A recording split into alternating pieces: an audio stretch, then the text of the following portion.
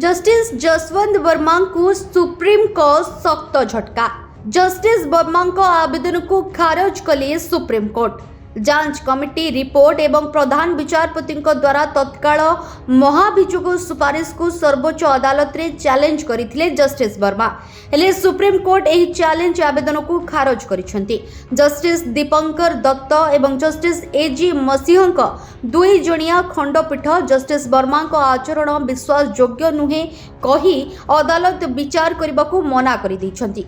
सूचना थाउ कि मार्च 14 तारिख होली दिन राति प्राय 11:35 समय जस्टिस वर्मा को सरकारी बासभवन रे निया लगी जाइतला।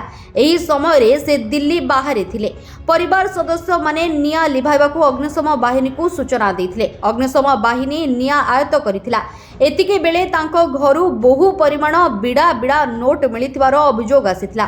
कहुछि जस्टिस वर्मा को एक कटोरी रे नोट भर्ती थिला। एहा परे मार्च 20 तारिख रे प्रधान विचारपति जस्टिस संजीव खन्ना कॉलेजियम डाकी थिले। एही बैठक रे जस्टिस वर्मा को इलाहाबाद हाईकोर्ट को बदली पाई प्रस्ताव अनुमोदन करा जायतिला। एहा सहित दिल्ली हाईकोर्ट को मामलार जांच भार दिया जायतिला। तेबे एही जांच रिपोर्ट आधार रे जस्टिस वर्मा को विरोध रे तत्काल निष्पत्ति निया जिवो। हेले एही मामला रे एक नुआ ट्विस्ट सामना को आसीछि।